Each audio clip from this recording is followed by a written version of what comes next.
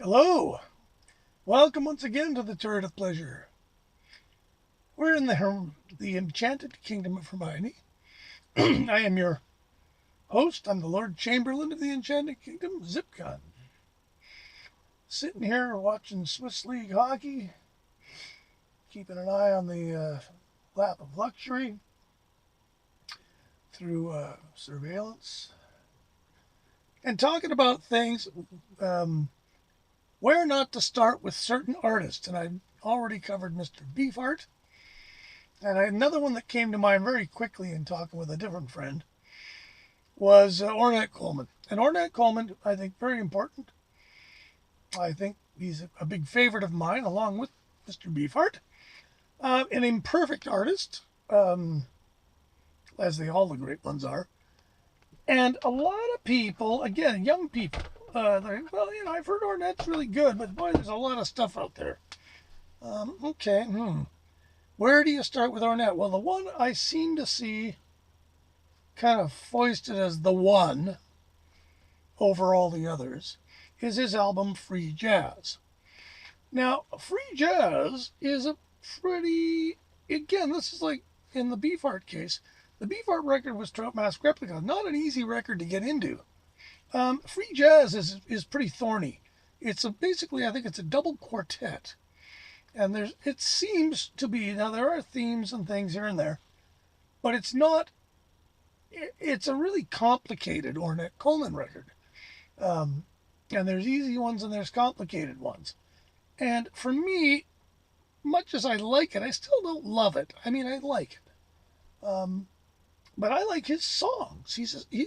You can whistle most of Ornette Coleman's compositions. And, which I can't whistle Free Jazz. And I've always thought, well, if somebody wanted to know what Ornette was like, where would I start with Ornette? Well, that's where it gets interesting, because there is no good best of. Ornette's gone through too many things for a best of to really work. Because essentially he's done what we could maybe say is small group jazz, quartet jazz, for the most part. He's done orchestral works, a few, and he also had sort of an electric fusion band, if you will. And all of these kind of worked at the same time and in conjunction with each other. But most people who think he's a great jazz man really, really like especially the quartet, which was him and Don Cherry on trumpet, Charlie Hayden on bass most of the time. Scott LaFaro was on one album. And either Eddie Blackwell or Billy Higgins on drums. And they made a whole pile of really, really, really good records for Atlantic under the auspices, of course, of Nesui Erdogan, whose name you're going to hear a lot on this channel. And so, amongst the records they put out quite a few.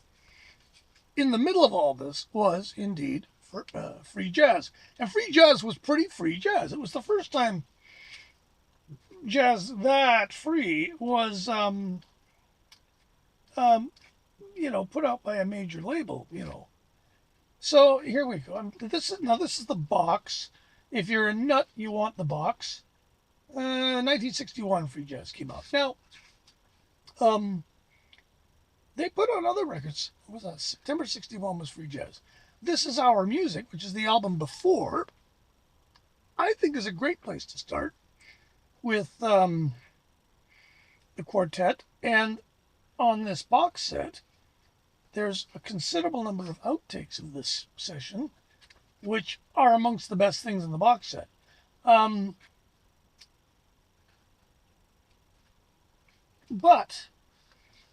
So where do you start? Okay, well, This Is Our Music, I think, would be where I would go if you want classic Atlantic era Ornette. There's a lot there. There's some third stream.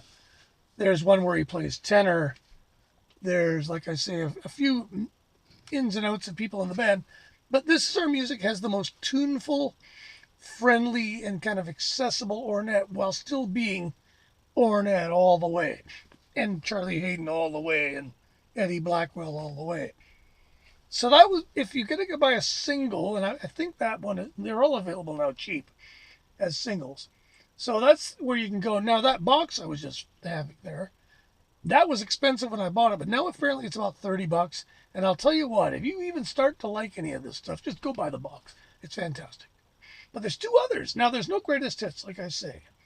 And he's been around for a while. Now he had about a 2-year thing contract with Columbia, CBS, in about 1970.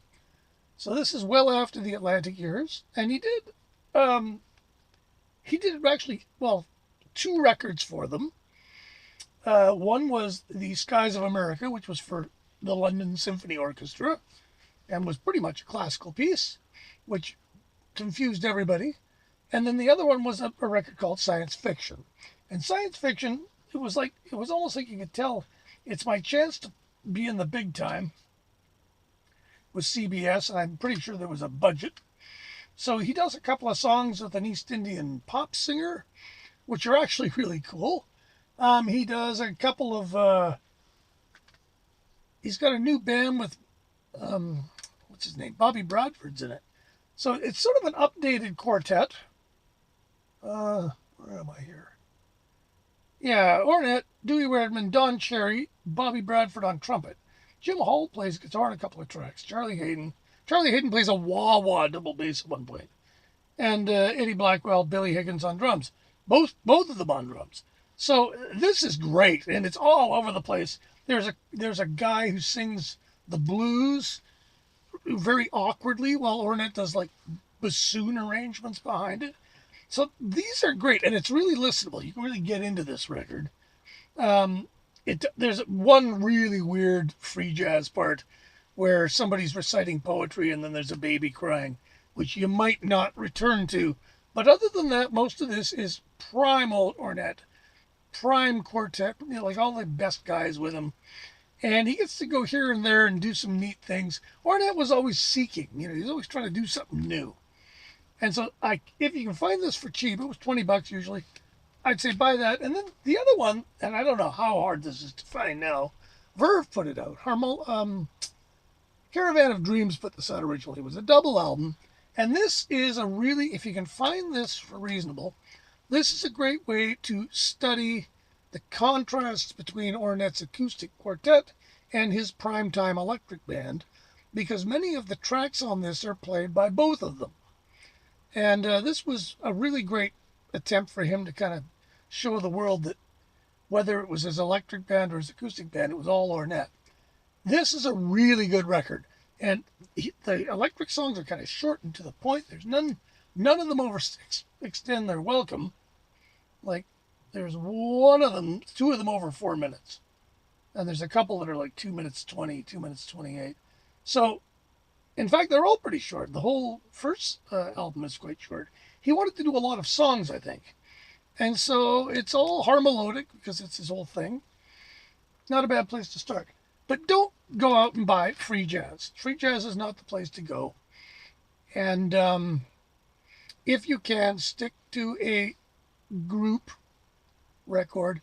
If you want a really good primetime record, he did one for CBS called Virgin Beauty, which is pretty listenable. It's all Ornette. It's still pretty weird. Jerry Garcia plays on 3 tracks to no real purpose. It's a very good record, though, and it's pretty slick. His son, DiNardo, by that point, had taken over the production, and all of the later primetime records are pretty interesting. He never made a bad record, really. I don't think so. He made records that maybe I won't play again anytime soon, but that doesn't mean it's bad. So anyway, there you have it. The Ornette Coleman Don't Start With This video. Thanks for watching. Don't forget to subscribe and whatever, and I'm going to try and make more of these and not to keep them too long. So thanks for watching, and we'll talk to you later.